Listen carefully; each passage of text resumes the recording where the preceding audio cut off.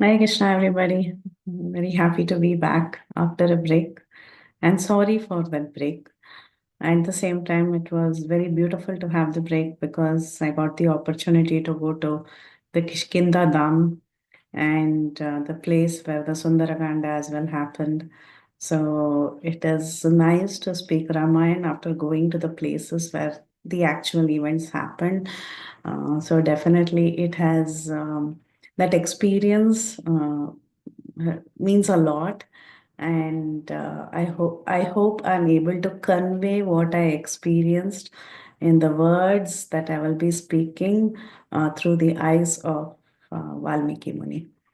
So, before we get started today with the Kishkindha Kanda, a quick summary of where we left off in the Aranya Kanda. So, in the Aranya Kanda, we saw that Rama, unfortunately, he lost the association of Sita Devi, and Sita was kidnapped by Ravan. Right after that, he meets a demon by the name Kabanda, and Kavanda tells him that you go towards Pampa Sarovar, where you will find a Vanara by the name Sugriva, and you make friendship with that Vanara, and that Vanara will be the one who will help you find Sita. Okay, so that is what we were seeing at the towards the end of the Kishkinda Kand. And he also tells Ramachandra there is also a Shramani or an old ascetic woman by the name Shabari, and please give her your darshan as well because she has been waiting to see you. So Lord Ramachandra goes forward and then he reaches this area of the Rishyamukha Parvat, and he also first meets Shabari in Shabari Ashram. And then we all know how Shabari actually gave Ramachandra very nice fruits that she had collected over a period of time. And then Shabari shows around that area to Lord Ramachandra. And then Lord Ramachandra, after being a Sakshi for Shabari Moksha, meaning he didn't award moksha, rather, he was only a Sakshi because the spiritual master already awarded the moksha for Shabari. So he was only a witness, and Shabari went back to Godhead.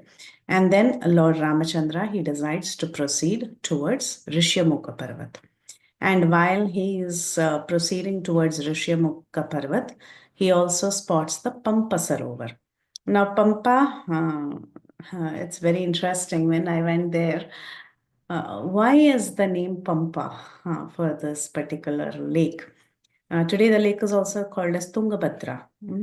And when we were talking to the locals there, they tell us that actually it is a confluence of two rivers, Tunga and Bhadra, and hence that river is called as Tungabhadra. But this Tungabhadra had another name in ancient times, and the other name is Pampa. And why was it called Pampa? Because goddess Pampa, who is non-different from Parvati Devi, she actually performed great tapas in a hillock called as Hemakuta. And there she performed great austerities to unite with Lord Shiva.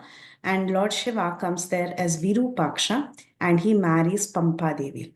So, because it was the place where goddess Pampa performed austerities, the entire river in ancient times was also called as Pampa. And then eventually the name also became Tunga and Bhadra because those are the two streams that merged together to form that river, and it came to be known as Tungabhadra today. So these are some details, and you can even visit the hillock where Pampa Devi actually performed austerities. And in the Virupaksha temple, you can also see a beautiful altar for Pampa Devi. And she's the goddess of that entire place. And the story of Pampa Devi dates back even before the Ramayana. So the Virupaksha temple there is very, very ancient. And of course, there are other temples for Lord Ramachandra also in select places. The place where Lord Ramachandra stayed during the Chaturmas, the place where Sugriva was anointed as the king after conquering Vali, the place where Lord Ram actually shot an arrow, and the cave where Vali, Ramachandra, and the other Vanaras were planning how to actually tackle Vali and kill him, because Ram was unable to distinguish, apparently unable, not that he couldn't, but apparently we'll find out more, unable to distinguish between the two Vanaras and so on. So there are many beautiful places there, and you can go on a coracle, which is like a nice boat, and you can on the Tungabhadra River, and you can see all these beautiful mountains, not mountains, hills. They are all climbable. They are not very big hills. And you can also see the birthplace of Hanuman in the Anjanadri Parvat, and there's a beautiful temple there as well. So such a nice, very, very, very spiritually rich place was Kishkindha. So we are going to enter Kishkindha Dham, okay? And the Kanda is also called as Kishkindha Kanda. Anyway, while Ramachandra was walking through the banks of the Pampa, he was reminded of Sita. It appeared that the Pampa Sarovar was filled with lotuses, and Ramachandra started recollecting the thoughts of Sita. And he could also visibly see the Pampas, the Rishyamukha Parvat from the river Tungabhadra there. And he was thinking this is where actually Sugriva lives. But anyway, he was going step by step, and with every step, he was reminded of of Goddess Sita. So this is how the Kishkinda Kand actually ends. Sorry, the Aranya Kand ends, and now we will head into Kishkinda Kand. Before that, I'll do the prayers. ॐ अज्ञानतिमिरान्धस्य ज्ञानाञ्जनाशलाकया चक्षुरुन्मीलितं येन तस्मै श्रीगुरवे नमः। मूकं करोति वाचालं पङ्गुं लङ्घयते गिरिं यत्कृपातमहं वन्दे श्रीगुरुं दीनतारिणं परमानन्दमाधवं कृष्णचैतन्यमीश्वरं। नमो ॐ विष्णुपादाय कृष्णप्रेष्ठाय भूतले श्रीमते भक्तिवेदान्त स्वामिनिति नामिने। नमस्ते सारस्वते देवे गौरवाणी प्रचारिणे निर्विशेषा शून्यवादी पाश्चात्यदेशतारिणे। जय श्रीकृष्ण चैतन्य प्रभु नित्यानन्दा श्री अद्वैता गदाधर श्रीवासादि गौरभक्तवृन्दा। हरे कृष्णा कृष्ण कृष्ण हरे हरे, हरे Ram Ram Ram Hare Hare. Prayers to Valmiki, Hanuman, and Lord Sri Ramachandra. कूजन्तं Ram रामेति मधुरं मधुराक्षरम् आरुह्य कविताशाखां वन्दे वाल्मीकिकोकिलम्। वाल्मीकिर्मुनिसिंहस्य कवितावनचारिणः शृण्वन् रामकथानादं कोनयाते परां गतिम्। वेदवेद्ये परे पुंसे जाते दशरथात्मजे वेदप्राचेतसात् आसीत् साक्षात् रामायणात्मना। अञ्जनानन्दनं वीरं जानकी शोकनाशनं कपीशमक्षहन्तारं वन्दे लङ्काभयङ्करम्। मनोजवं मारुततुल्यवेगं जितेन्द्रियं बुद्धिमतां वरिष्ठं वातात्मजं वानरयूथमुख्यं श्रीरामदूतं शिरसा नमामि। आञ्जनेयमदिपाटनालनं काञ्चनाद्रिकमनीयविग्रहं पारिजाततरुमूलवासिनं भावयामि भवमाननन्दनम्। यत्र यत्र रघुनाथकीर्तनं तत्र तत्र कृतमस्तकाञ्जलिं बाष्पवारि परिपूर्णलोचनं मारुतिं नमत राक्षसान्तकम्। जयत्राश्रत सन्त्रास ध्वान्तविद्वांसनोदयः प्रभावान् सीतया देव्या परमव्योम भास्करः। श्रीराम राम रामेति रमे रामे मनोरमे सहस्रनाम तत्तुल्यं राम नाम वरानने. So we are entering Kishkindha Kanda. If you remember, we have completed Balakanda, Ayodhya Kanda, and Aranya Kanda. Each of these kandas, they were conveying one particular message, one key message. Okay, so the Balakanda conveyed that the Supreme Lord is Sita Ram. Okay, Ramachandra along with his consort together is the Supreme Lord. So the supreme absolute truth was defined in the Balakanda.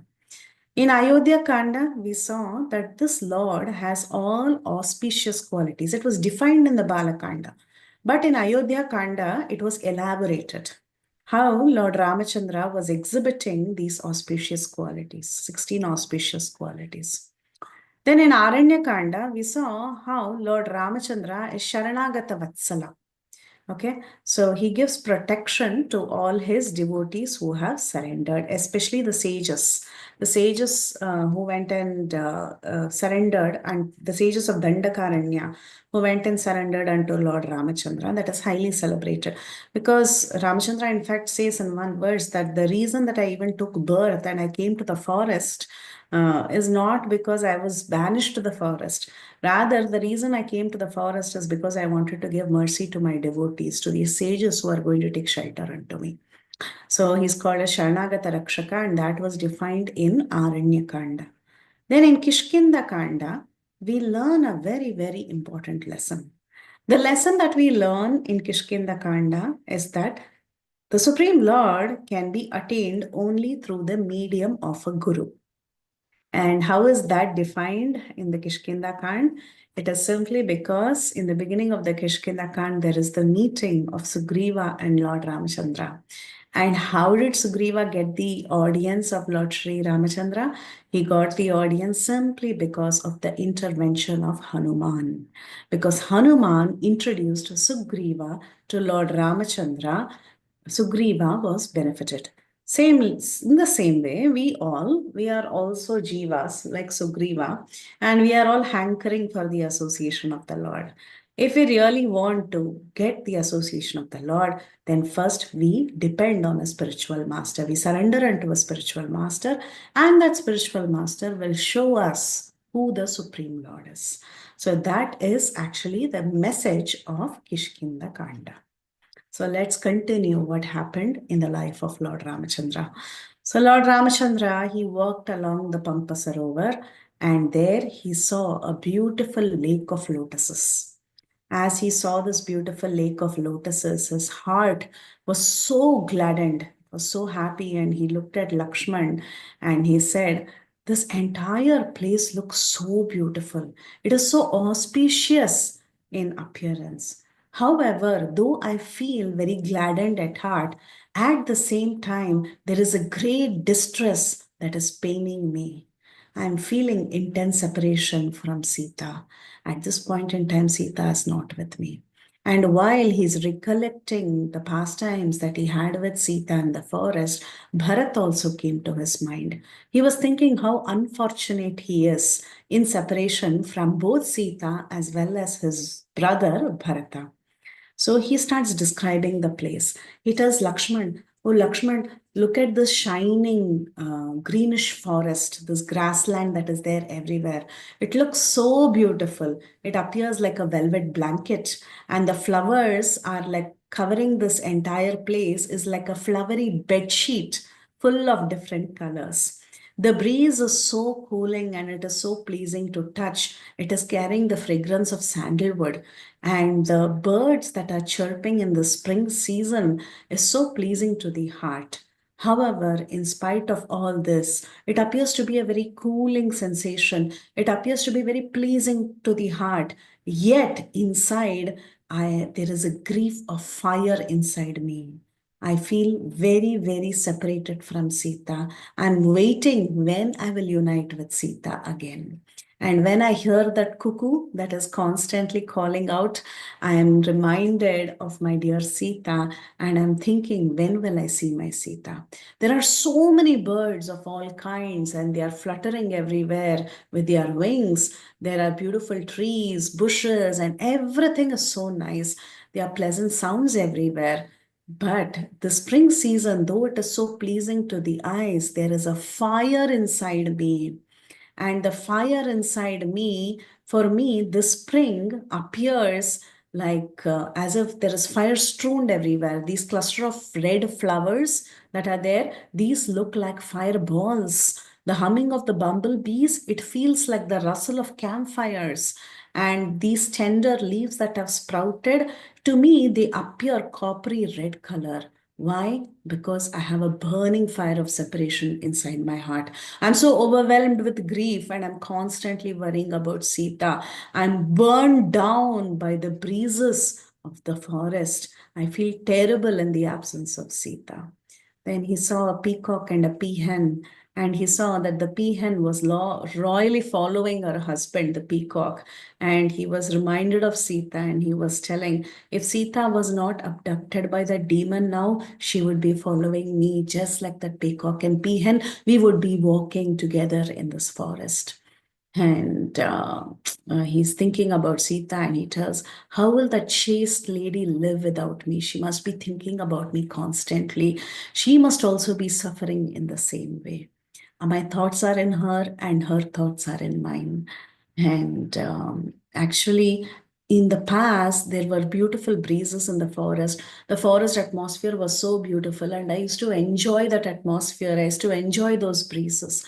But the same breeze and the same forest atmosphere is causing a lot of anguish in my heart. It is paining me so much.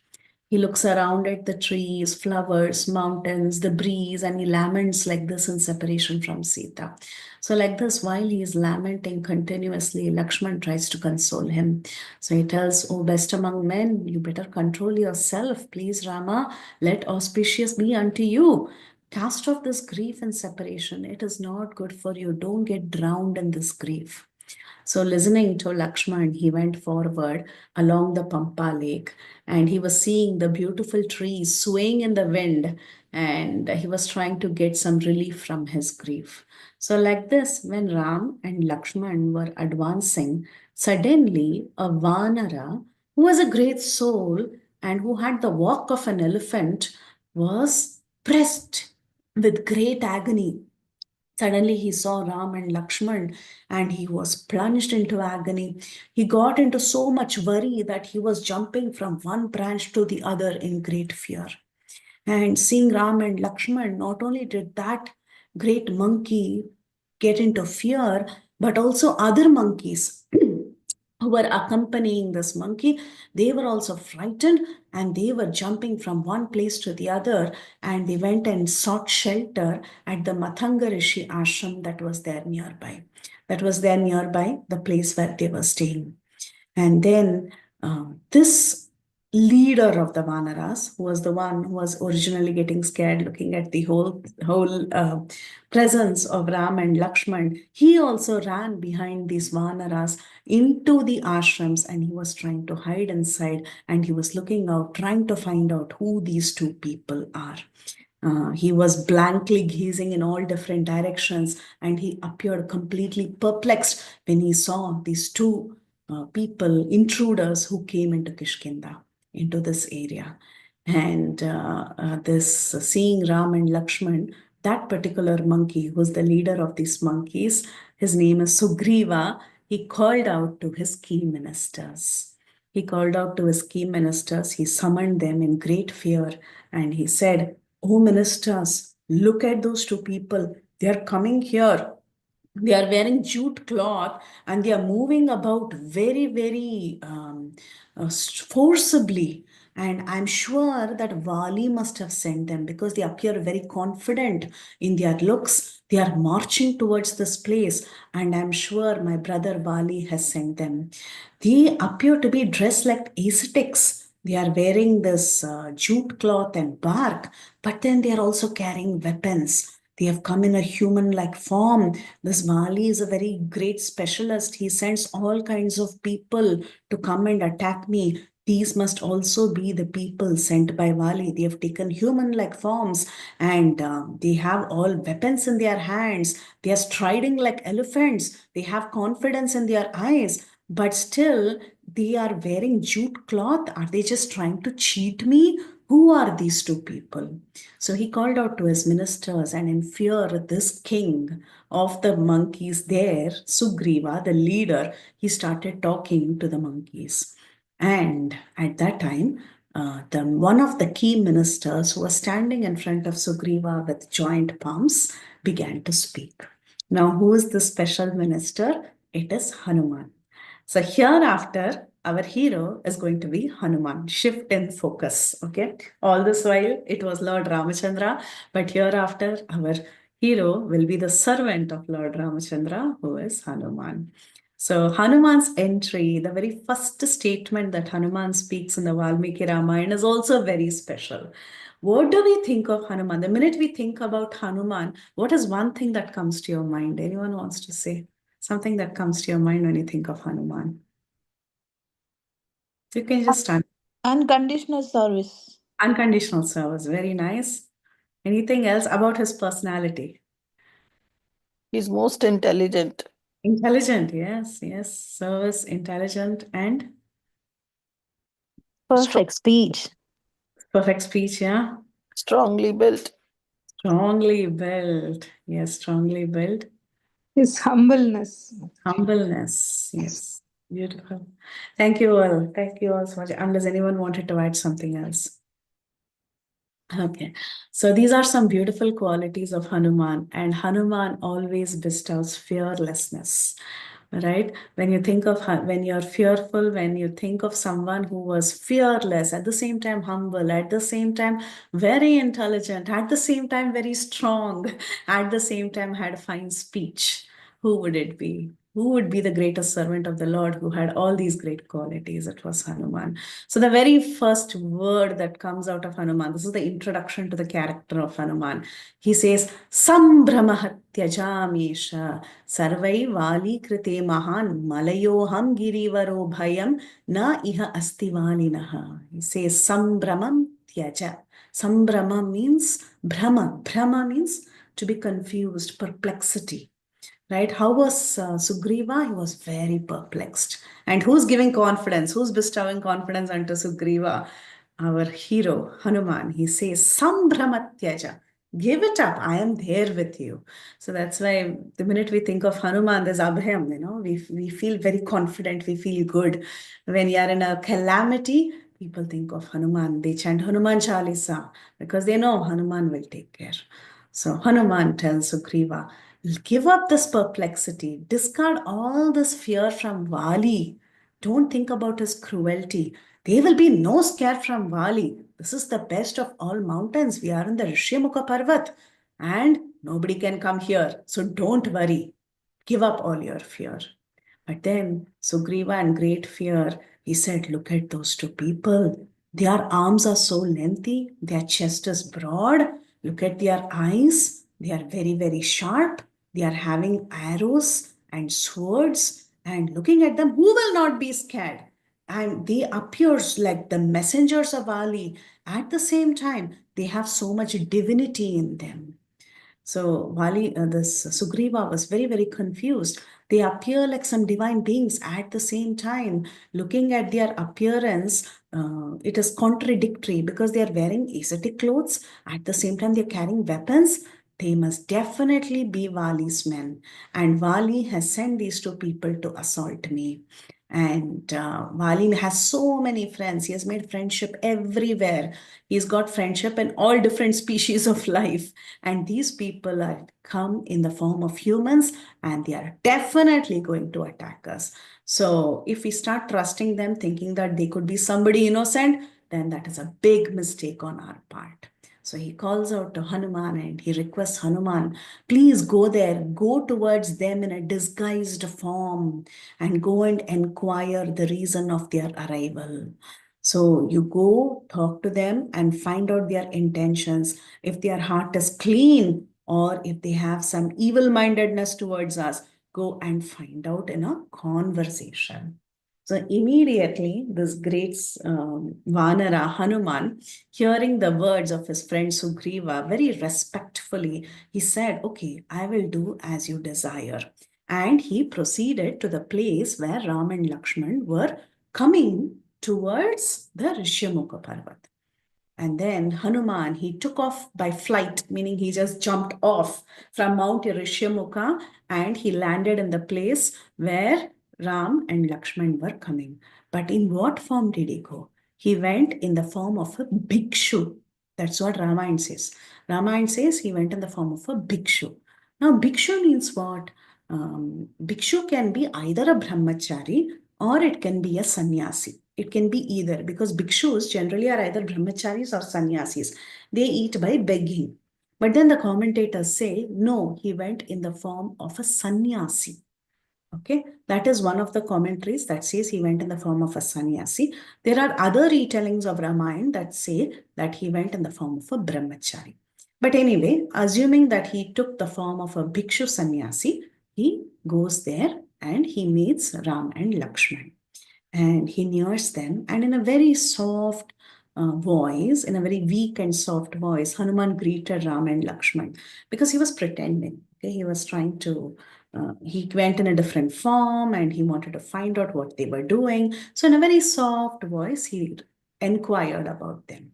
How did he inquire about them? He went and told them, "You both look like kingly saints.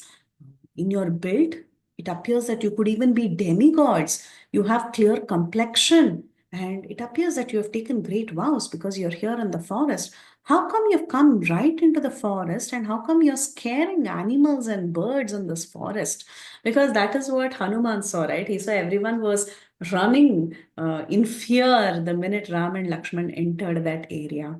So he says, "Who are you? You look like a saint. At the same time, you have strong arms. You look like you're holding up great vows, but then you're scaring people around you. You look very brave. You have sharp glances like that of lions. You're holding a bow.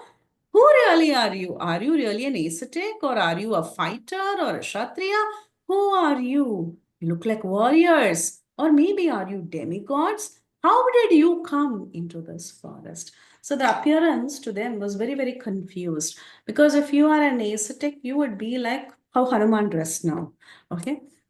But then if you are a Kshatriya, pure Kshatriya, you would just wear kingly attire and hold a bow and arrow. But this looked very confusing for Sugriva and Hanuman. They were thinking, who is this? His dress is that of barks and jute cloth and all that. But then his arms are so strong, he's carrying weapons. So this appears confusing. Definitely, this must be somebody who was sent by Vali. So that was the confusion that they had. Then Hanuman started speaking. So you all said Hanuman has fine speech, right? Fine intellect and fine speech. He is called as Nava Vyakarana Pandita. That means he's a Pandit in Vyakaran. In all the Vyakaran, he's a Pandit and he's got excellent speech. And that is what impresses Lord Ram in their first meeting, actually. So he says, he looks at Ram and Lakshman.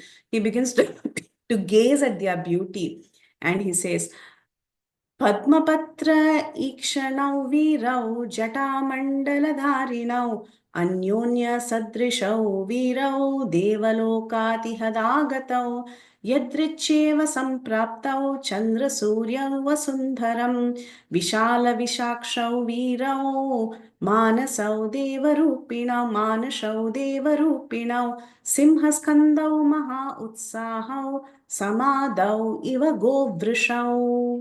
So here in this particular verse, you see he's glorifying both of them. Au. Au means dvivachan. So Padma Patra Ikshanau Virau Jata Mandala Dharinau Anyonya Sadrishau Virau Devalokat Iha Agatau.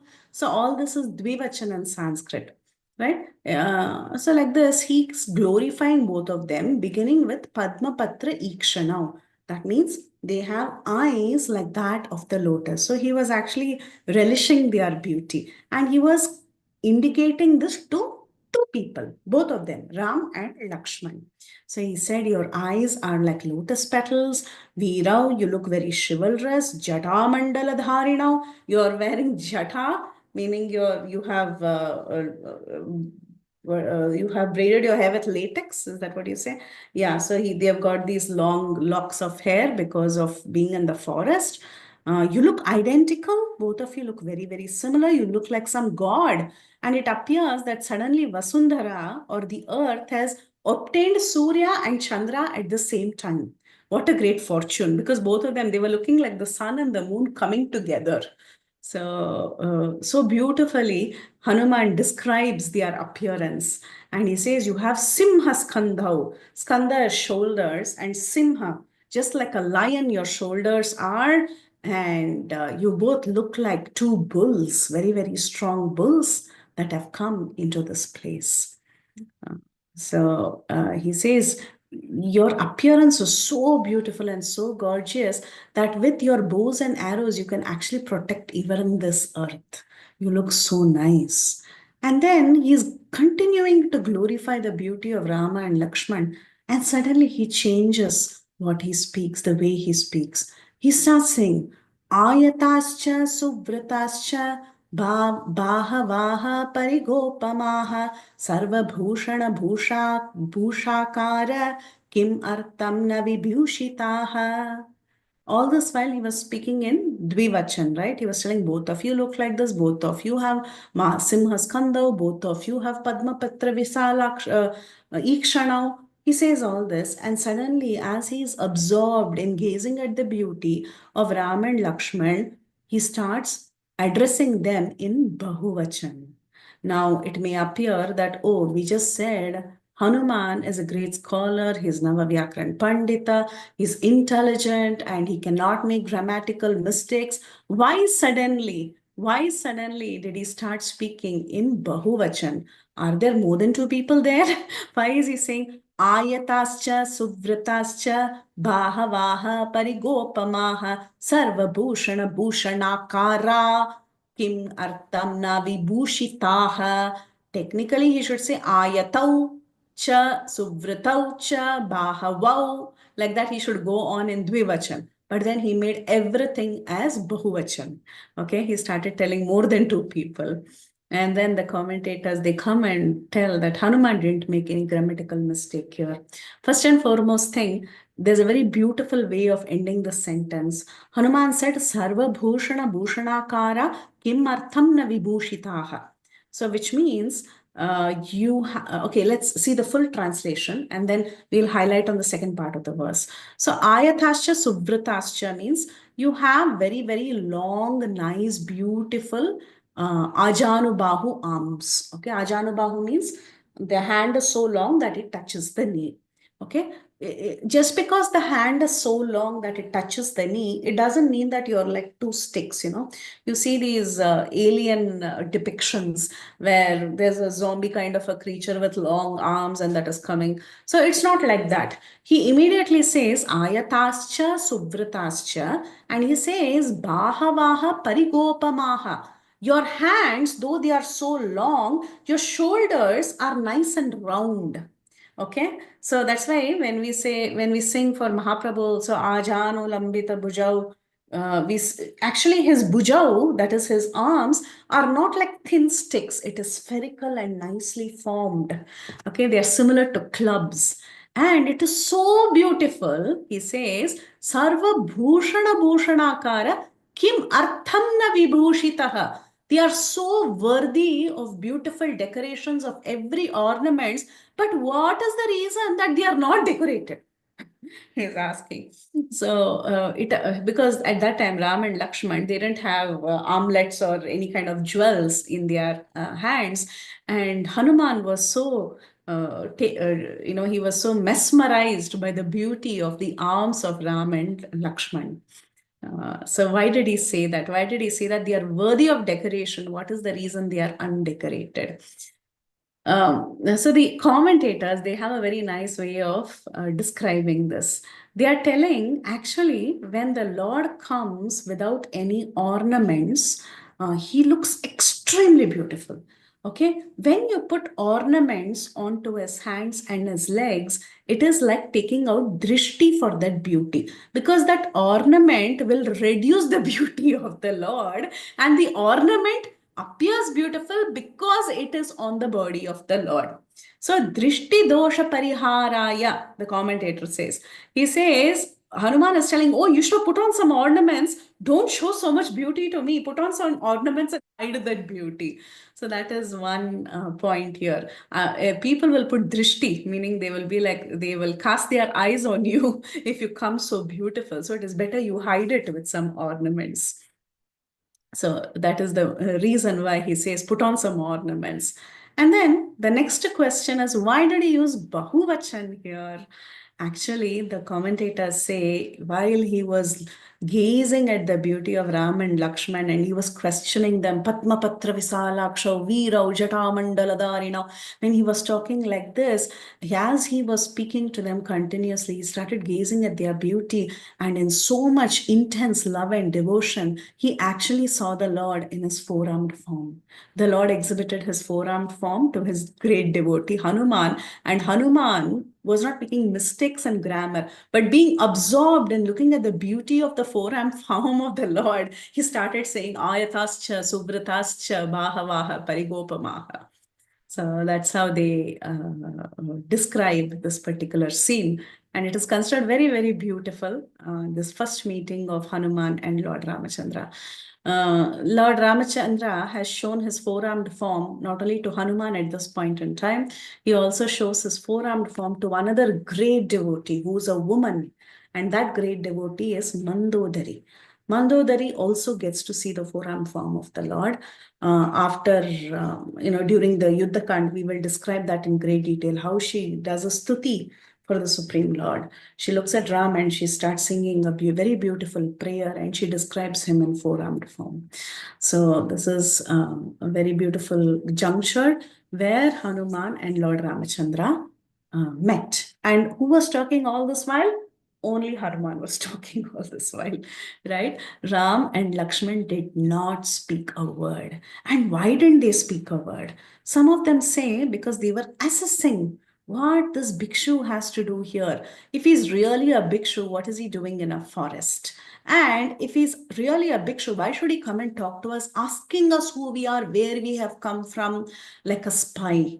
So that is one way of understanding why Ram and Lakshman were just silently watching. But then the commentators say something more. Actually, it was just not that. It is not that Ram and Lakshman are suspicious and they are watching who's this person.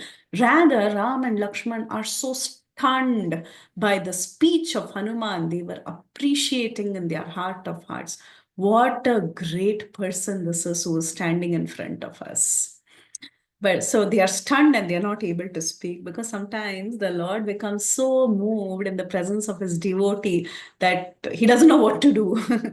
We see when the Supreme Lord appeared in front of Prithu Maharaj, if I'm not wrong, the Lord was taking support on Garuda, as he was listening to his great devotee. He couldn't even stand up. Of course, the Lord's feet doesn't touch the earth. That is a different story. Yes, we agree. But then the Lord becomes so moved. His eyes are filled with tears and he's not even able to stand properly and he takes support of Garuda because he's in front of his devotee. So Ram and Lakshman were stunned. With open eyes, they were watching Hanuman with his great, excellent speech. And then Hanuman is confused now because he has come as a spy and he's trying to ask these different questions and they were not answering. So immediately Hanuman continues to speak and he says, see, I've been talking so much to you in this way, but why are you both not speaking? And immediately he blurts out. He begins to introduce himself. So he has come as an ascetic. He has come as a bhikshu sannyasi. And how should he introduce himself to Ram and Lakshman? He should say, okay, I am a sannyasi and I am a ekadandi sannyasi or a tridandi sannyasi. He should give some introduction. This is my guru and I do this sannyas practice. He should give some introduction like that. But then Hanuman, while he's speaking, is asking Ram and Lakshman, why are you not talking? Okay, I will introduce myself. Immediately he says, there is one Vanara by the name Sugriva, and he's a very, very virtuous person among all the Vanaras. But unfortunately, he was expelled by his brother Vali, and he's roaming all over the world with great grief. And I have come here. I am his minister. My name is Hanuman, and I have come on the request of that great Vanara Sugriva. So he blurts out the truth.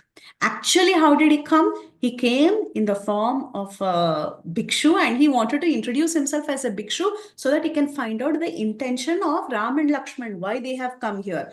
But then as he was getting absorbed in the beauty of the Lord, he immediately started speaking the truth. Because when the Paramatma is right in front of you, who can speak the false? Everyone will speak only the truth, right? Who can speak false? Nobody can say anything, nobody can cheat Nobody can hide in front of the Supreme Lord. So the truth automatically came out from Hanuman's mouth. So he said, there is one righteous Vanara by the name Sugriva, and I am his minister by the name Hanuman. So he introduces himself. He tells his real name as well. And then he tells that Sugriv is desiring friendship with you too. Okay, I am his minister, and I have come from Mount Rishyamukha. And I can actually take you to that Sugriva, who's very, very eager to make friendship with you. So like this, he tells both the brothers, and he's waiting to hear from them. And he speaks one more sentence, which is very, very beautiful. No, that's it. That's the sentence that Hanuman speaks. But then Valmiki, he says about Hanuman, Eva muktva tu Hanuman, tau virau Rama Lakshmanau, Vakagno Vakya Kushalaha, Puna na Uvacha Kinchana. So this Vakagno, Vakyagno, that means one who knows how to speak. Vakya Kushalaha, one who speaks very, very beautifully. He did not speak another word because he was thinking, I will now give them time to speak. Okay, so he was still gazing at them. Now, hearing all these words that were spoken by Hanuman, Ram, he felt this is very, very beautiful. And he looked at Lakshman and he started speaking. Now, Ram could have introduced himself directly to Hanuman because Hanuman is the one who's asking all these questions, right? So now Hanuman stopped speaking and he was waiting. Okay, speak up something. I've told the truth. I've told who I am. Now you please speak. And he was waiting for some response from the opposite side. And what should have Ram done? Ram should have immediately spoken to Hanuman, just like how he was going around telling the truth everywhere, right? Ram, oh, I am the son of Dasharath. I was expelled into the forest. I have come with my wife. He told the story to so many people. But then in front of Hanuman, he doesn't say anything. He looks at Lakshman and he starts speaking. He looks at Lakshman and he asks Lakshman to respond to Hanuman. Now, why should Lakshman respond to Hanuman? Why can't he directly respond to Hanuman? For that, there are two reasons given. The first reason is very, very beautiful. Okay, Lord Ramachandra, all this while when he was listening to the beautiful words of Hanuman, he was relishing every word that he said. So he was thinking, I cannot speak with such an erudite scholar. But who can speak with him? The one who's multi-tongued. Because we all know Sesha has thousands of hooves and he's got 2,000 tongues because a snake has a split tongue. Okay, it has two tongues actually. The tongue is split. So Lakshman has 2,000 tongues. He's Sesha. Only he can actually speak very, very nicely with this person. That is one way of relishing this verse. Another reason why Ramachandra doesn't directly talk to Hanuman is because Hanuman himself introduced himself to be the minister and the representative of Sugriva. So, according to Rajaniti, official minister should be spoken to only by another minister. When Lord Ramachandra came into the forest, Bharat came and asked him to come back. At that time, there was a deal that was made between Bharat and Ramachandra. Ramachandra said, I will be the king of the forest and you become the king of the people. Right? So now Ramachandra, in one sense, is following the principle of Rajaniti. He is not directly talking to the minister or the messenger. Rather, he's telling his minister or his dear brother, who's all in all for him, to talk to Hanuman, who has come in the guise of who's actually the minister, who has come in the guise of ascetic, but then he's a minister. So he looks at Saumitri, who is Lakshman, and he tells, oh, this minister of Sugriva, this Hanuman, he has perfect speech. Vakyajnam, meaning he's perfectly well trained in speech. Not only that, he's Madurai Vakyai. That means he speaks very, very sweetly.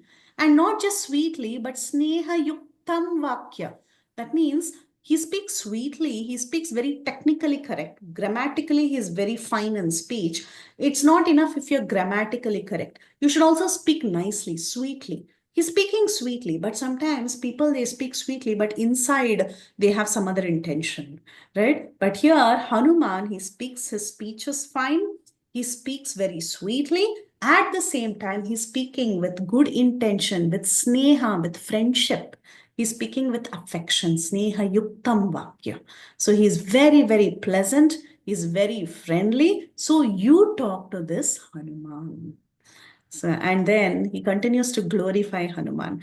He says, Na an Rigveda vinitasya na an yajurveda dharinaha na samaveda vidushaha shakyam eva vibhashitum.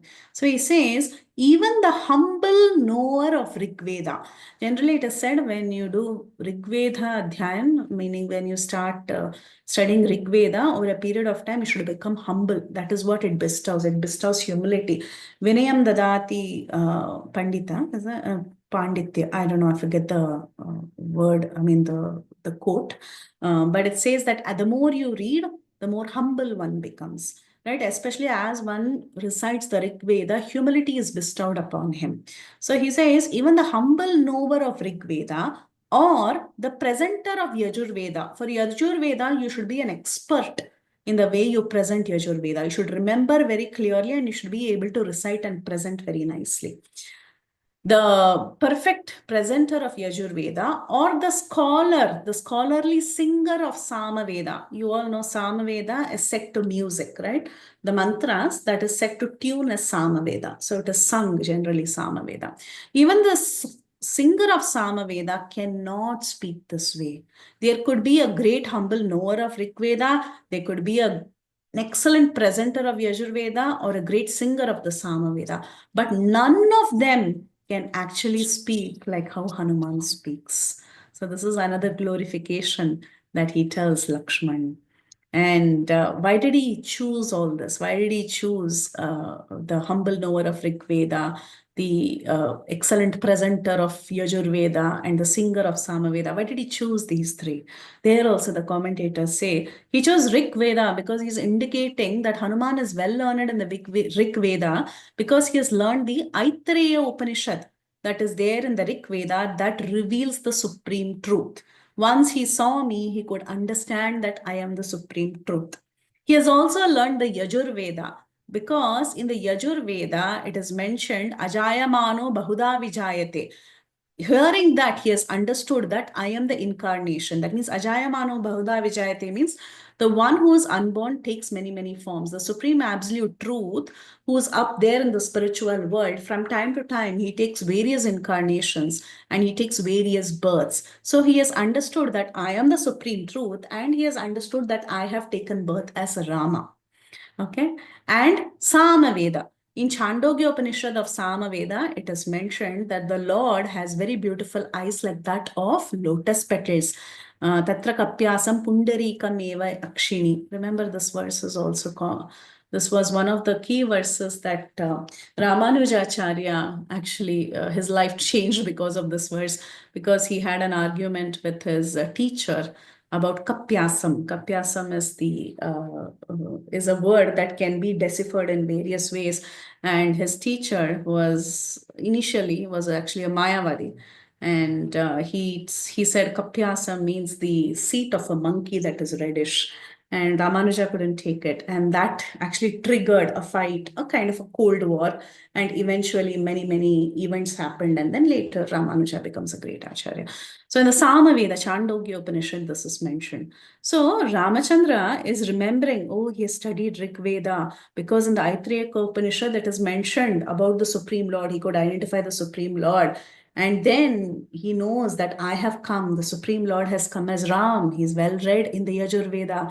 Not only that, he's also well read in the Samaveda because when he began talking, how did he glorify them? He said, Padma Patra Ikshanau Virau Jatamandala Dharinau. So he said, the minute he saw us, he said, he called out the lotus-like eyes of the Supreme Lord. So like this, Ramachandra could decipher all of this of what Hanuman was talking. And he's still continuing to speak to Lakshman. He has not seen Hanuman to talk to, he's not seeing Hanuman and talking. Rather, he's looking sideways and he's talking to Lakshman. And he says, Definitely, this person's grammar is so well composed. He has learned everything so well. He said everything so perfectly, and there is not a single inauspicious word in what he speaks. Neither his face, nor his eyes, nor his eyebrows or facial expression can show any mistake. No fault is found in that. That means when he's speaking, the body language matters a lot. Later, the same point is picked up by Hanuman when he sees the body language of Bibhishan. And Hanuman tells Ramachandra, this man is genuine, accept him. His body language is perfect. Similarly, here Ramachandra is telling, this man is good, this Hanuman is good, his body language is perfect. He's speaking without any hesitation. There is no delay in his speech.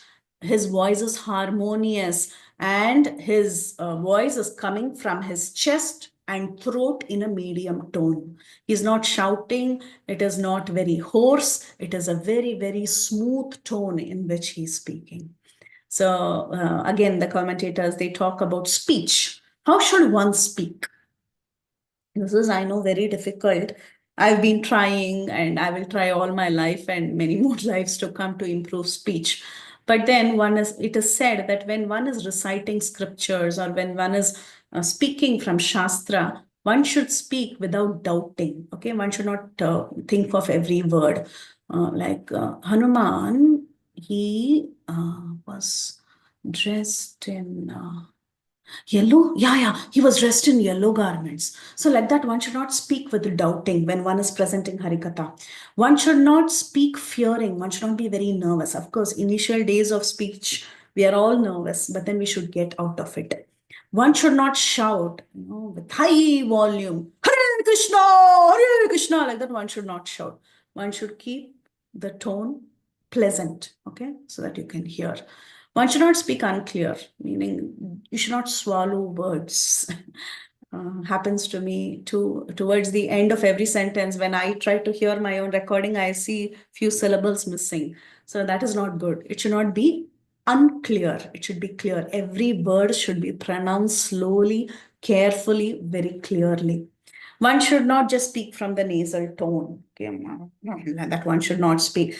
You should not talk like that. You should talk nicely from the throat and from the chest. One should not shriek while talking, screechy voice. It's very off-putting.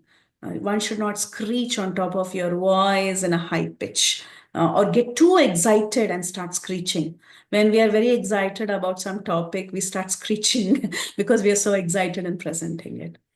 High pitched, again, high pitch is not a good thing. One should not shriek. One should not speak in very, very high pitch. One should not create improper sound placements. And then like that, improper sound placements. Sometimes we talk about this in the TTC class, the teachers training course, that oftentimes we have fillers. It's very normal for we English speaking people to use in every sentence. So we say Hanuman's speech, was very gentle. He was wearing a crown. So all this improper word placements, these are not needed. Melodiness. So they should be high and low when you're speaking. You should give emotion to the talk. It should not be like you're reciting a news and you're putting people to sleep. You should not speak in monotone. There should be expressions when you're speaking. Only then people's attention will be towards us. Otherwise, if you're speaking in monotone, everybody will go to sleep. One should not be rude while speaking. One should be very gentle. One should address people's concerns in a very sensitive way. Should not be rude to others. One should not have letters torn apart. So sometimes the words are torn apart for people. That should not be there. One should not always talk rendering negative meaning. That means one word has 2-3 meanings. You're indicating something about somebody in your speech. All this should not be there. Maybe somebody said something to you the previous day, and next day in the class, you're trying to address the faults of that person. So such things should not be there. One speech should not be chaotic. It should be smooth. And it should also come out it should not come out of with full force, like laborious. Speech should not be there. Speech should be from the syllables, the guru and the lagu syllables. Everything should be spoken clearly from the tongue. Okay, it should not be with so much labor that you're speaking. So, like that, there are so many mistakes while speaking, while reciting scriptures, while reading scriptures as well. We also when the Vedic scholars, when they are reciting the Veda, all these mistakes can happen with them too. So all these mistakes should not be there. So Ramachandra, this was just the commentary about the different mistakes. So basically Ramachandra is telling Lakshman that this person, he's not making a single mistake in his speech. All these mistakes are not there. And if a king has such a minister, what is it that he cannot achieve? Even the impossible can be achieved. So, right here, when he made the statement, Lord Ramachandra decided in his mind that, in fact, if I also have such a person, this person will accomplish what I desire. That is at that point itself, Lord Ramachandra decided he will be my messenger. He will be the one who will go and see Sita. Because he makes the statement, right? He says, if a king has such a minister, what can he not achieve? Even the impossible is achievable with him. That means Lord Ram chose his messenger right here when he saw him for the first time. So, he says Sugriva, he's a great Vanara, and the greatness of Sugriva is known to us because of this Hanuman, and he tells Lakshman to talk to Hanuman so that he can get more information about Sugriva and he can befriend Sugriva. Okay, so now Lakshman, he begins introducing himself. First, he introduces himself. And how does he introduce himself? This is another beautiful verse. He says, Ahamasya avaraha bhrata gunai dhasyam upagataha kritagnyasya bahujnyasya lakshmano nama namataha. He says, he says, my name is Lakshman. Okay, of course, that is very clear. But then, how does he introduce himself? He says, Ahamasya avaraha brata. That means, for Lord Ramachandra, I am his brata. I am his brother. Gunaihi dhasyam upagataha. He says, but as far as I am concerned, I am his servant. So, as far as Ram is concerned, I am his brother. That is from Ram's vision. But from my vision, I am the servant of this Ramachandra. So that's how he introduces himself and he says, my name is Lakshmana. And then he goes on to explain about Sita's abduction, about how Lord Ramachandra came to the forest and then how Sita got abducted and how they are moving around in the forest trying to trace her whereabouts. He also speaks about meeting Kabanda and how Kabanda indicated that Ram and Lakshman should make friendship with Sugriva. And finally, Lakshmana says that he's now searching for that Sugriva, who's the king of the Vanara, so that he can make friends with Sugriva and ask his help in searching Sita. So now Hanuman is also on a similar mission. Hanuman was also sent by Sugriva. Sugriva told him, if they have any intentions of befriending me, bring them. If they have evil intentions, chase them, right? So now Hanuman also was on a similar mission. He also wanted to befriend these two people. So he was extremely happy. He thought both of their desires are going to be fulfilled. And now Hanuman, he's still in the form of that bhikshu. He introduced himself as a Vanara, everything over, but still he forgot to change his form. So now Hanuman, he takes the original form of his Vanara form and he asks the two brothers to mount on his shoulders to climb the hill so that he can take them to the place where Sugriva was hiding from Vali. So now itself, Ram and Lakshman started having Hanuman Vahana. So now itself they sit on Hanuman. Hanuman holds them on the shoulders and they climb the hill and they go to the place where Sugriva is. And he takes them to Rishimukha Parvat. And again, once he goes to the place of Rishimukha Parvat where Sugriva is there, immediately as he lands there, he again takes the form of a bhikshu. Again. Okay, the Ramayana mentions all this very clearly. And then it might appear very confusing. Why is he continuously changing his form? First, he was in the form of a bhikshu. We all know why, because he wanted to inquire about Ram and Lakshman. And then now he revealed his true identity. So now he takes the form of a Vanara so that he can carry both of them. And he goes and he leaves them in Rishyamukha Parvat. But the minute he lands on Rishyamukha Parvat and asks both of them to get down, again he takes the form of a bhikshu. Now, why does he do that? It is because he wants to show his loyalty to Sugriva. He wanted to show his loyalty to Sugriva because Sugriva very clearly asked him to change his form and go. Yes, he changed his form and went, but in the presence of the Lord, his true nature came out. It was inevitable. It just came out. So now again he put on that bhikshu form because he's showing his loyalty to Sugriva. I know you asked me to go this way, I've come back in this way. So like this, he comes back, he changes back into a bhikshu, and then he begins to explain about Ram and Lakshman. So he introduces Ram as the son of King Dasharath, who's born in the Ikshvaku dynasty and who's very, very virtuous. And based on his father's orders, he has come to the forest. And he came with his brother Lakshman and his wife Sita. And eventually, Sita stole his wife. And now Ram and Lakshman, they are moving around in the forest and they have come seeking your refuge. So very nicely, Hanuman says they have come to seek friendship with you. And he says they are very, very interested in making good friends with you. So you please receive them nicely. You worship them. And Hanuman tells like this to Sugriva that you please accept them. Okay. Accept them means you worship them. Actually, he says you please receive them nicely and worship them as guests. So this is where the role of Hanuman begins. So at this point in time, Hanuman, he plays the role of a spiritual master.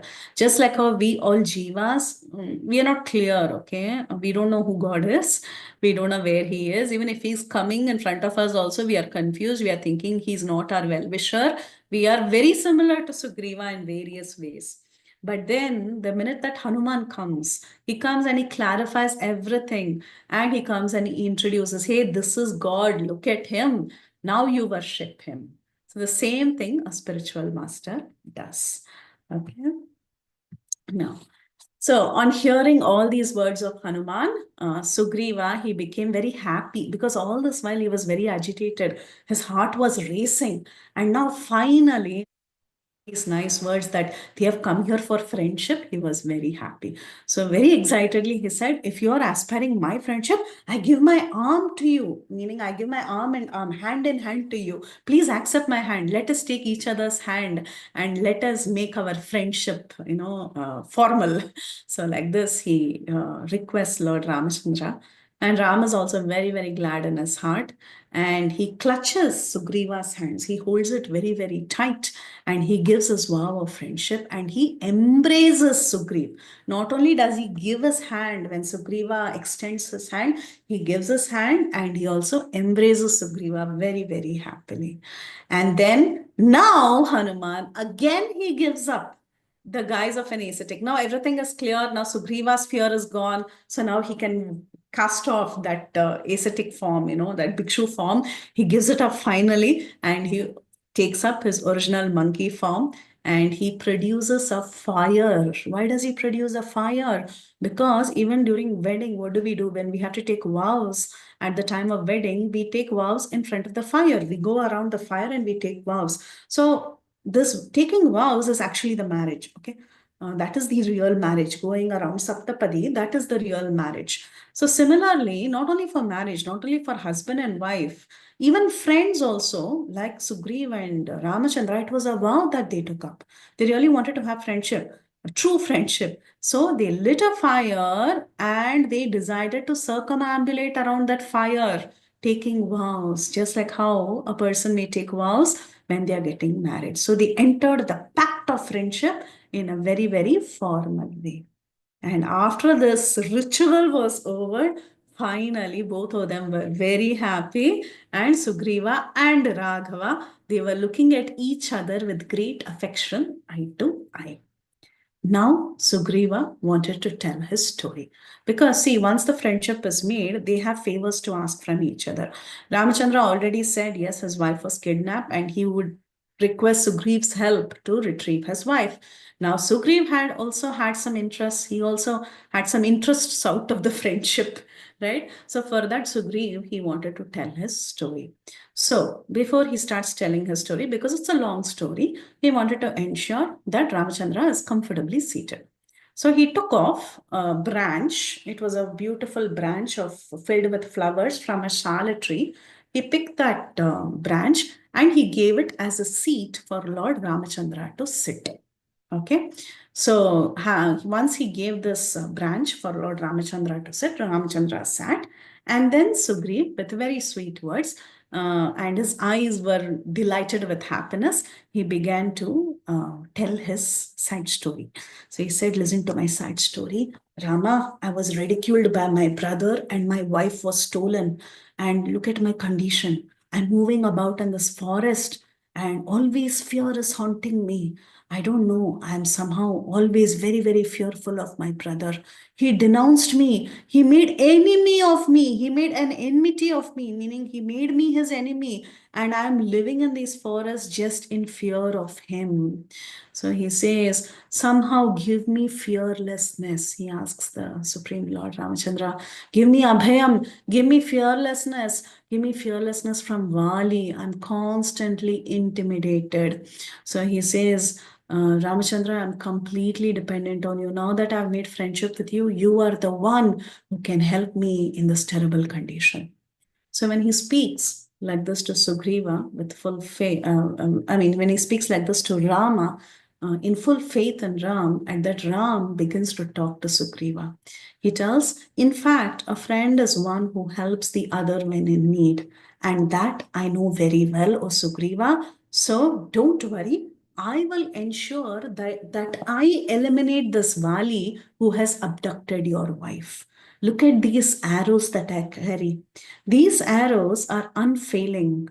We call Ramchandra and Krishna as Achyuta, na chavati iti Achyuta. They are infallible, we say, right? So even their arrows are infallible. So he shows his arrows, Ramachandra, and he says, look at these arrows that I am carrying. These are infallible. They are like scorchers, like the sun. They are very, very sharp. They are decorated with eagle-like feathers, and the impact that these arrows carry is like that of thunderbolts. They are like enraged snakes, and if they are released, they will surely kill the opponent. I will ensure that these arrows will kill that vicious Mali. So on hearing all these beautiful words spoken by Lord Ramachandra, Sugriva was very, very happy. He was very satisfied. And he says, now I'm getting confidence that by your grace, soon I will get my wife and kingdom and I don't have to suffer again. So like this, when they were having this conversation, three people's left eyes twitched. Who are the three people whose left eyes twitched? There was one person with lotus-like eyes. Her left eye twitched. There was one person who had eyes like yellow golden balls. His left eye twitched. Okay, and there was another person by then who had fire like eyes. His left eye also twitched. Three people's left eye twitched, says Valmiki. So who are these people? Sita, who has lotus like eyes. Vali, who has round orb like eyes, that is round and yellowish round eyes, and Ravana, who has eyes like fireballs. So all of their left eye twitched. For a woman, when the left eye twitches, it indicates auspiciousness. For a man, if the left thigh or left eye, arm or thigh twitches, then it doesn't, it actually directly indicates inauspiciousness. It doesn't indicate auspiciousness, rather it indicates inauspiciousness, which means Ravana and Vali are soon going to die because of the friendship that was made between Ram and Sugriv. And who's going to get benefited by this friendship? It would be Sita Devi, because she would be released from captivity of Ravana from Lanka because of the friendship made by the Supreme Lord and the Vanaras. Okay. So now Sugriv, he was very, very gladdened in his heart when he heard how Ramachandra gave him his words. Don't worry, I have these sharp arrows and I will definitely eliminate your enemy Vali. So Sugriv was very, very happy, and he says that he gives credit to Hanuman. He says, actually, my best minister, the servant of yours, here itself, he says, he's going to be your servant. So Sugriva says, my best minister and this servant of yours, Hanuman, informed me about the reason for which you have come into the forest along with your brother Lakshman, and how when you were in the forest, your wife was stolen by a demon and she was wailing and crying and she was taken away. So at this point in time, Sugriva, he reveals that Hanuman is going to be your best servant. He's not only my best minister, but he's also your best servant. And he told me the entire story. He already revealed to me that your story is that your wife has been kidnapped by a particular demon. Not only that, Hanuman also gave me the information about your killing of Maricha. When your wife was kidnapped, Ravan came and took away your wife. You went chasing this deer and Maricha was killed. And then you went in search of Sita Devi, and that time you came across this great vulture by the name Jatayu. This Jatayu tried to help get your wife by fighting with Ravan, but then his wings were clipped off, and this Ravan succeeded in taking away your wife. So he says that the entire story was told to me by Hanuman. Don't worry, very soon you will get rid of your agony of separation from your wife, and I will fetch her very soon, just like the retrieval of the Vedic scriptures. So this is another very beautiful statement. Sugriva tells Ramachandra, I will fetch her very soon, just like the retrieval of the Vedic scriptures.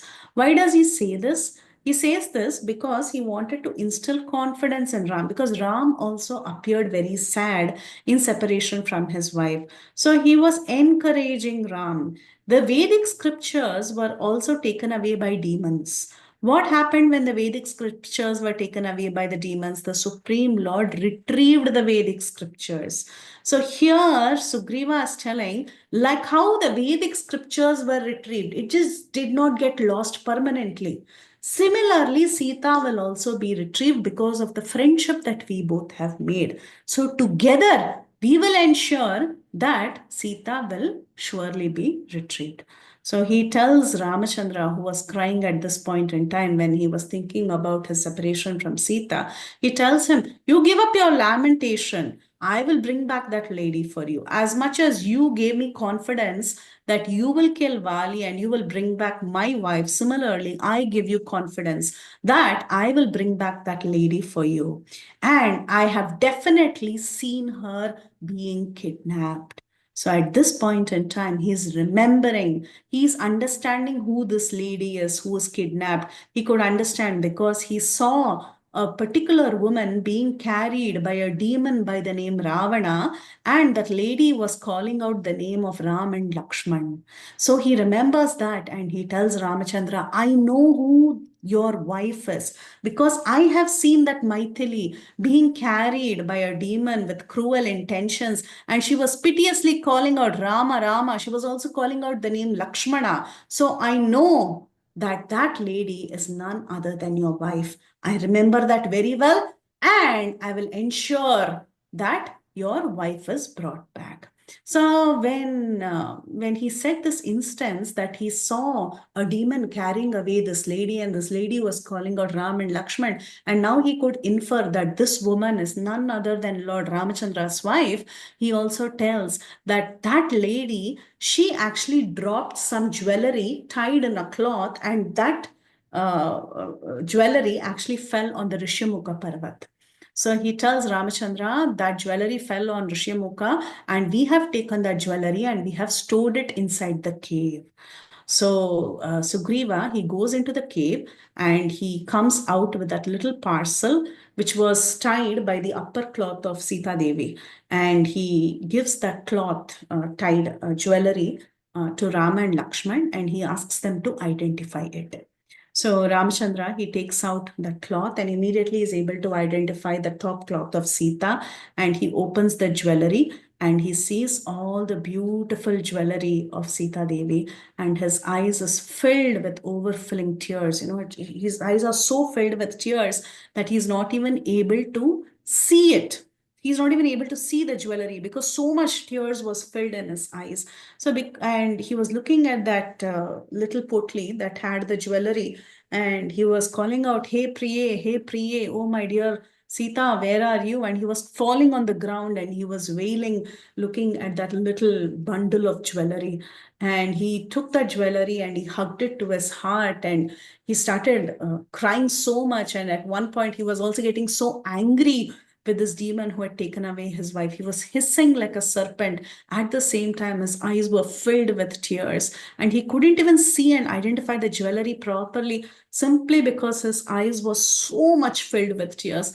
So he took that bundle and he gave it to Lakshman, who was there on his side, and he was wailing. And he said, Lakshman, this is the upper cloth. It has the ornaments of Vaidehi. She has dropped it when she was being abducted. Sita must have definitely dropped it in a flat land, because look at this. This appears unharmed. All the jewelry seems okay. Nothing seems broken. But he tells, I'm not even able to see it properly. I cannot identify it. So can you identify it? He asks Lakshman. But then you all know the answer that Lakshman gives, right? Very, very famous. Lakshman says, I don't know the bracelets. I don't know the earrings, because I only know what I've only seen her lotus feet, and I only know her anklets. Yes, these are her anklets. I've had darshan only of her lotus feet. I've not seen beyond that. So I only know that these are her anklets. So very, very beautiful words by Lakshmana. And then Rama, he looks at Sugriv and he tells Sugriv, tell me, who is this demon? Which country does he belong to? How is it that he took away my wife? How did you spot her? Have you seen him before? Where does he live? And because he has taken away Maithili, he has openly opened doors for his own suicide. I'm surely going to kill him. I will lead him to the abode of death right away. Tell me who he is, in which direction he went, which country does he belong, who is this demon, what is his name? Already the name was mentioned, but Sugriv didn't know so many details. He just knew that that man often he carries away women of different kinds, because in the Uttarakhand we will read this, that Ravana was notorious in the sense that he would carry away so many women, and this is not the first time Sugriv had seen him take away some woman. Okay, so he knows this is Ravan, but he doesn't know exactly where he goes, where he lives. Too many details he doesn't know.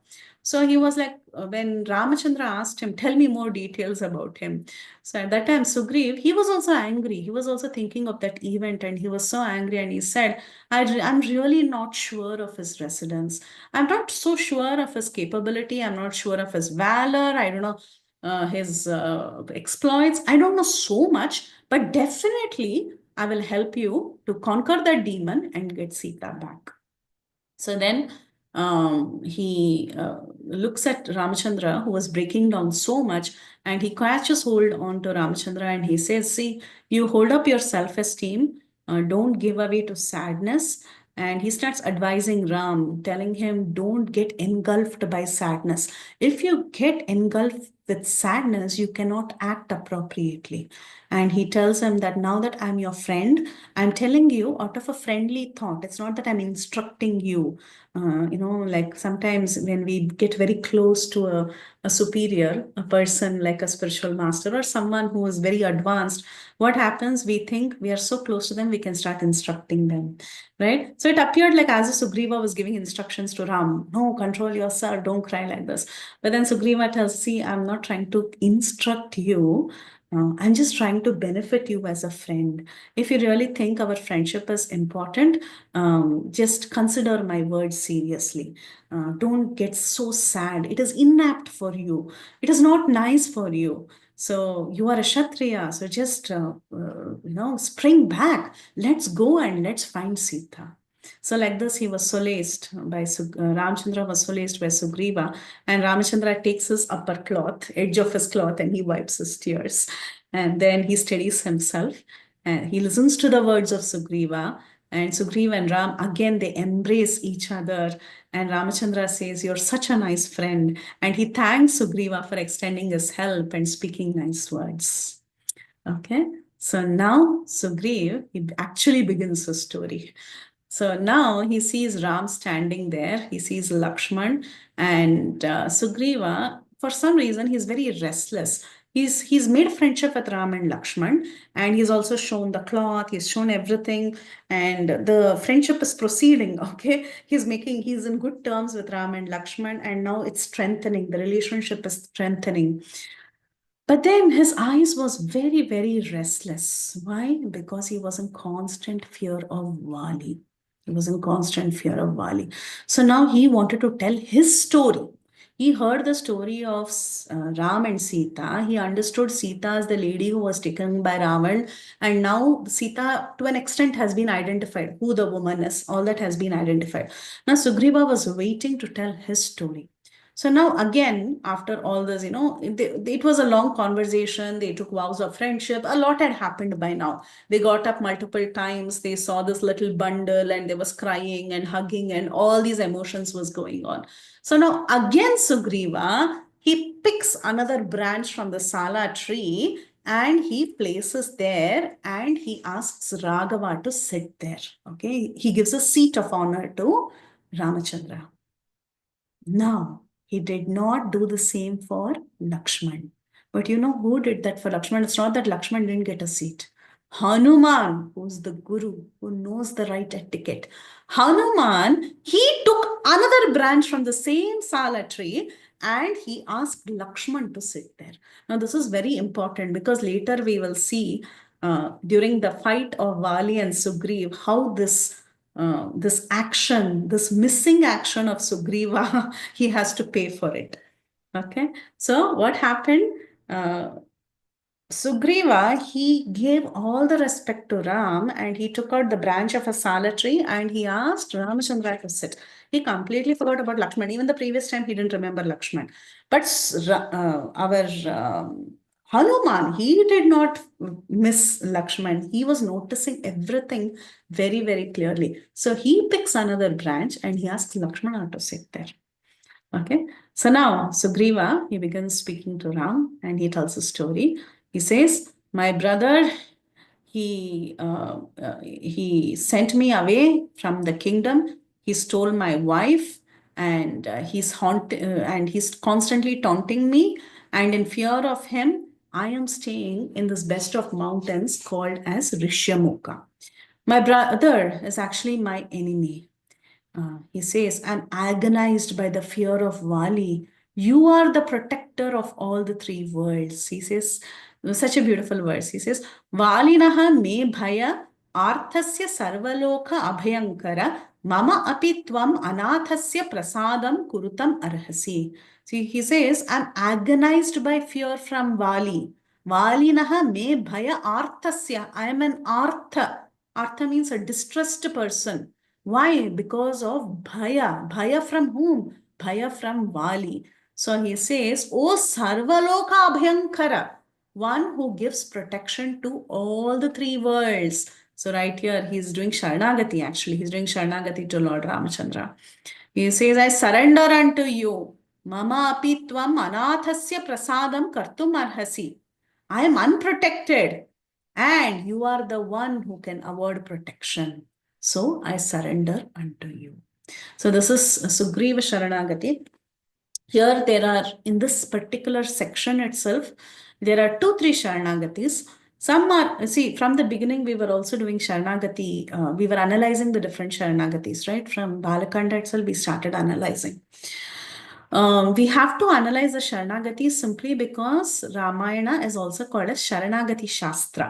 So in every step of Ramayana, there is a Sharanagati. So keep the Sharanagati in mind And we will see how Sugriv has now surrendered unto Lord Ramachandra. He is asking him, you are Sarvaloka Abhyankara, Mama api tvam anathasya prasadam kartum arhasi. I am also unprotected. I am an anatha.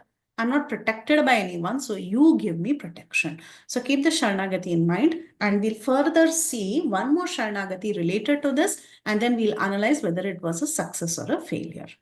Okay, so like this, Sugriva, he surrenders unto Ram, and then Ram assures him, he just smiles and he laughs it off. He says, hey, don't worry, yeah, there's a small problem. I will take care of it. I assure you that I will kill the abductor of your wife. And then again, Ramchandra, he shows us sharp arrows to Sugriva, and he says, you look at these arrows. This arrow I have acquired from the Sharavana forest. Sharavana is the forest of reeds. Who was born in Sharavana? Anyone knows? That's Subramanya. Ah, yeah. We also saw this in Balakanda, how he was born in Sharavana. Yes. So he says that I have acquired this arrow from Sharavana. They are very, very sharp from the reeds of forest of reeds of Kartikeya. So I have gotten it from there, and don't worry, we will kill him. They are beautiful, sharp arrows. So again, he was assuring him, don't worry, everything will be taken care of. And Sugriva was very happy. He was feeling very, very grateful. And then suddenly Sugriva wanted to actually start telling his story, and he started crying. Okay, so he was filled with emotions and his eyes were welled with water. And again, he broke down and he started crying so badly, like as if a river was flowing out from his eyes. And he began telling his story. He said, earlier, once upon a time, that Vali, he disposed me from my kingdom. And Rama, he spoke such harsh words and he banished me. And my wife, who's so important to me, she's greater than my life, Ruma, she was stolen by him. And I have very few sympathizers, very few people on my party. Or myself and my sympathizers were imprisoned by that Vali. That Vali is very evil minded. He tried to annihilate me so many times and he sent so many monkeys to kill me. But somehow I have fought with all these monkeys. And in fact, when I saw you also for the first time, I had the same doubt. Maybe I thought Vali has sent you, your Vali's person. And I got very, very fearful. See, constantly I am engulfed with fear. And I'm just holding on to my life because I have some nice ministers like Hanuman and others who are helping me here. They are guiding me. And if they are not there, I don't even know what I'll do to my own life. So, like this, Sugriva tells briefly his life story that he is tormented. His dear brother kicked him out of the country, kicked him out of the capital, and he's living in a place called Rishyamukha along with some of his ministers who are helping him. And this Vali is not only discarded him, but he also constantly torments him, sends people to fight with him, and he also took away his dear wife Roma. So then Ramachandra, once he heard the short story of Sugriva, Ramachandra was thinking, this is too short. The storytelling is too short. You tell me in detail. What really happened? How come there was an enmity between you and Vali? I'm very interested to know the full story. So you please tell me the full story. What is the cause of your enmity? And once you tell me full details, then I can assess the strength and weakness of your enemy, and then I will do the needful perfectly. Okay, so you have to give me full details. So now Sugriva was happy. He was crying all this while, and there was a river of tears that was flowing. And now he wiped his face and he was ready to tell the full story. And he started telling once upon a time, and he went on. So now we have to stop here because it's time. It's 8 o'clock. I will stop here. So Sugriva's story in detail, we'll have to see in our next class, and we'll continue from there. Okay. Hare Krishna. Any questions, comments, realizations, corrections? Please go ahead. Thank you, Mataji. Thank you. Very, very absorbing class and happy to have you back. We were waiting for these sessions. Me too. Dear devotees, do anyone has any questions, realizations? Yes, Parima Mataji. Hare Krishna Mataji, thank you so much for your wonderful class, and it's such a pleasure to have you back after such a wonderful, spiritually charging journey. And you even send us pictures, and I'm really thankful to you for that. I mean, we don't have that much of a good fortune to go to those wonderful places. Mataji, I just had this question. I kind of missed that. Who was born in the forest of reeds? Or is there any significance of being born there? Sharavana. Who's Sharavana? I don't know. I've heard about Sharvana. Who is Kartikeya? Yeah, I know Kartikeya, yes. Lord Muruga. Muruga, yes. Yes, it's him. So we saw this entire story in Balakanda, how the what is it called? It is also called as there is a kavya that talks just about the birth of Skanda. Uh, I forget the name of that big Sanskrit kavya. But anyway, yeah. So the birth of Subramanya or Kartikeya or Sharavana is actually described in the Balakanda, and we saw the entire story how he comes because of the it is to create the Muruga, to create this great boy Sharavana. It took so much effort. So many people were involved. Yeah. First, Lord Shiva's Mm. vital Yeah. fluid, and Agni and Ganga, and then it Now I was remember. dispersed in the forest of reeds. And then later, the fetus was formed. It was like a golden ball. And then the fetus came, and then it became a baby. And then it was given to the six Kritika girls, and they Yes, nursed the yes, yes. child. Yeah, I recollect that. Okay. So, but is That's there any significant like forest of reeds? I mean, sharp, yeah. yeah. Yeah. So I thought there must be some kind of significance that okay because he is born in a forest of reeds or nothing like that, right? Yeah, that's why he's called Sharavana. One of Okay, his all right. names. Yeah, because he Yeah, was born okay, there. okay, And yeah, it's a fiery place, meaning like it's a very fiery place. Yeah. You okay. see, he's the god of war, meaning he was the commander in chief of the demigods, right? So for Mhm. war and all, they prayed to Subramanya, to Kartikeya. Yeah. Mhm. All right. Thank you so much, Mataji. Thank you for this wonderful class and looking forward for next Monday. I love your classes, Mataji. Thank you so much for your wonderful service. Thank you, Mataji. Thank you so much. Thank you.